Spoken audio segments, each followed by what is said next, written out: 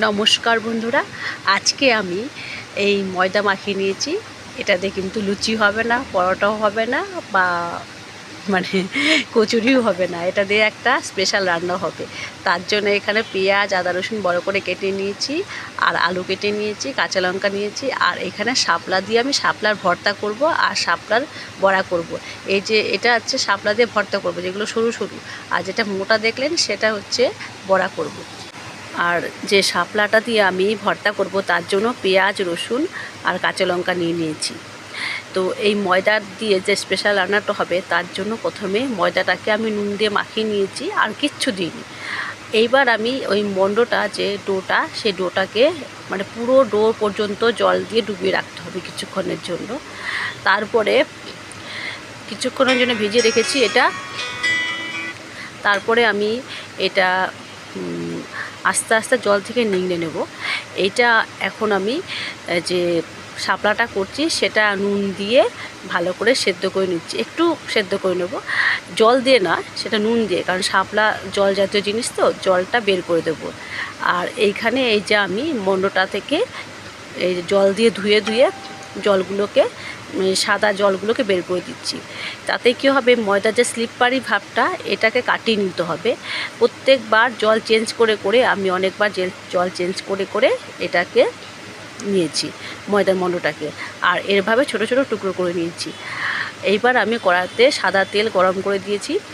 কড়াই এবং তেল ভালোভাবে গরম করতে হবে। তারপরে এই যে ছোটো ছোটো টুকরোগুলোকে, ময়দার যে টুকরো সেটাকে দিতে হবে। গ্যাসটাকে কমিয়ে রাখতে হবে, কেননা এটা দেওয়ার পরে এগুলো সম্পূর্ণ ফুলে উঠবে, আর যদি গ্যাস বাড়ানো থাকে তাহলে এটা পুড়ে যাওয়ার সম্ভাবনা থাকবে। এরকম করে অল্প অল্প দিয়ে এগুলোকে ভাজবো, ঠিক যেরকম চিকেন পকোড়া হয় সেরকম দেখতে লাগবে, খেতেও ঠিক ওরকম অপূর্ব টেস্টি হবে। আমি শাপলাগুলোকে মানে জলটা নিংড়ে ভালো করে বার করে নিয়েছি। আর এইদিকে আমার সব পকোড়াগুলো হয়ে গেছে। দেখতে মনে হচ্ছে চিকেন পকোড়া, মানে খেয়ে কেউ বলবেই না যে এটা ময়দা দিয়ে করা। আপনি যদি বাড়িতে কোনো অতিথি আসলে যদি আচমকা তাকে না জানিয়ে খেতে দেন, তাহলে সে কিছুতেই বুঝতে পারবে না যে এটা সামান্য ময়দা দিয়ে করা। তো বড়াগুলো হয়ে যাওয়ার পরে সেই তেলের মধ্যে আমি আলুগুলোকে নুন আর হলুদ দিয়ে ভালো করে ভেজে নেব। এটা একটু ঢাকা দিয়ে দিয়েই ভাজবো। আলুগুলোকে ভালো করে কড়া করে ভেজে নেব। আর এদিকে আমি শাপলাগুলোকে ভালো করে নিংড়ে নিয়েছি, তার মধ্যে মিক্সিং বলে দিয়ে দিয়েছি, পেস্ট করে নেব। রসুন দিয়ে দিলাম, কাঁচা লঙ্কা দিয়ে দিলাম, দিয়ে এটাকে ভালো করে পেস্ট করে নেব। এদিকে আমার আলু ভাজাটা হয়ে গেছে, এরকম করে লাল লাল করে ভেজে নিতে হবে। এবার কড়াতে আমি দিয়ে দিচ্ছি তেজপাতা, একটা শুকনো লঙ্কা আর গোটা জিরে। আর এবার এটা ভালোভাবে ভাজা হোক, তারপরে আমি পেঁয়াজ, আদা, রসুনের যে পেস্টটা করে রেখেছি সেটা আমি দিয়ে দেবো এর মধ্যে। এখানে আর কোনো স্পেশাল মশলাও লাগবে না, কিছুই না। তো পেঁয়াজ, আদা, রসুনের পেস্টটা দিয়ে দিচ্ছি এর মধ্যে। এটাকে ভালো করে ভেজে নিচ্ছি যাতে পেঁয়াজ, আদা, রসুনের কাঁচা গন্ধটা চলে যায়। তো এটা একটু ভাজা ভাজা হয়ে গেছে। এর মধ্যে একটু সামান্য পরিমাণে জল দিচ্ছি, কারণ কিছু মশলা অ্যাড করবো তো ওই জন্য। তো স্বাদ মতো নুন দিলাম, পরিমাণ মতো নুনটা আমি দিয়ে দিয়েছি। এইবার আমি দিয়ে দেবো হলুদ গুঁড়ো, আর তারপরে আমি দিয়ে দেবো লঙ্কার গুঁড়ো আর জিরে ধনে গুঁড়ো। এই মশলা, আর বেশি কিছু লাগবে না। আজকে আমি এই রান্নাটা করছি, আজকে আমি বাজারে যেতে পারিনি, কেননা সকালবেলায় আমার দুবার ভেজা হয়ে গেছে। একবার ছাদে ফুল তুলতে গিয়েছিলাম, তো আর পুজোর বাসন মাজতে গেছিলাম, তখন আমার অনেকটা ভেজা হয়ে গেছে। আবার আমাদের নিচে গিয়ে, তিনতলা তো, নিচে গিয়ে আমাদের মানে গার্বেজ ব্যাগ সমস্ত কিছু ফেলতে হয়, তো তখন একবার ভেজা হয়ে গেছে। আর যদি বাজারে গিয়ে ভিজি আর আমার রক্ষে নেই, তো নাক এমনিতে সুরসুর করছে। মশলাটা বেশ ভালোভাবে কষানো হয়ে গেছে। এবার আলুগুলোকে দিয়ে দিলাম এর মধ্যে। এবার মশলার সাথে আলুগুলোকে ভালো করে কষিয়ে নেব, যাতে আলুগুলো মশলার মধ্যে ভালোভাবে ঢুকে যায়, মশলার সাথে মিশে যায়। এটা ভালো করে কষিয়ে নেব। তারপরে জল দেব। জলটা খুব বেশিও না, খুব কমও না, এমনভাবে দেব, মিডিয়াম দেব। দিয়ে তারপরে এটা ভালো করে আলুগুলোকে সেদ্ধ করে নেব। এই পকোড়াগুলোকে, যে ময়দার যে পকোড়া, সেটা কিন্তু আমি এখন দেব না, এটা একদম যখন নামাবো তখন দেবো। কেননা ওটা কিন্তু মানে পকোড়াটা খেতে মুচমুচে খুব সুন্দর হয়েছে, ওটা দেওয়ার পরে বেশিক্ষণ ফোটানো যাবে না। এই তো আমার ঝোল ভালোভাবে ফুটে গেছে, আলুগুলো খুব সুন্দর ফুটে মানে সেদ্ধ হয়ে গেছে। এবার একটু সামান্য পরিমাণে গরম মশলা গুঁড়ো দিয়ে দিলাম, আর তারপরে আমি ভেজে রাখা যে ময়দার পকোড়াগুলো সেটা দিয়ে দেবো। এত সুন্দর টেস্টি রান্নাটা, এত সুন্দর হয়।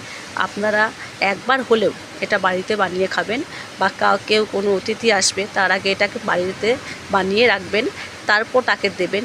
সে বুঝতেই পারবে না যে এটা সামান্য ময়দা দিয়ে করা। একটা ময়দা দিয়ে, যে সামান্য ময়দা দিয়ে যে এত সুন্দর একটা রেসিপি হয়, মাংস ফেলে সবাই খাবে। মাংস থেকে স্বাদে গুণে মানে কম নয়। এই তো আমার সব হয়ে গেছে। তো কেমন লাগছে বন্ধুরা? এটা একটা হয়ে গেল। এবার আমার ভর্তাটা পুরো রেডি হয়নি।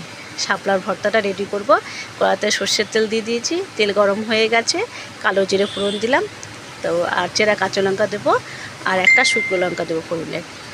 শুকনো লঙ্কা ভাজা হয়ে গেলে তারপরে আমি শাপলা যে পেস্টটা সেটা দিয়ে দেবো।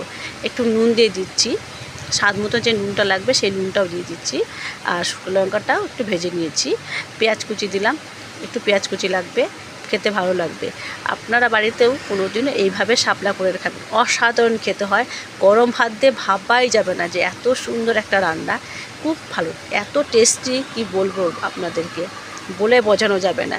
এই শাপলার এই ভর্তাটা খুব সুন্দর খেতে, এক থালা ভাত যে কেউ মানে নিমিষের মধ্যে শেষ করে দেবে। তো হলুদ গুঁড়ো দিয়ে দিলাম, আর একটু লঙ্কার গুঁড়ো দিয়ে দিলাম। তো এটা একটু ঝাল ঝাল হবে খেতে, তবে ভালো লাগবে।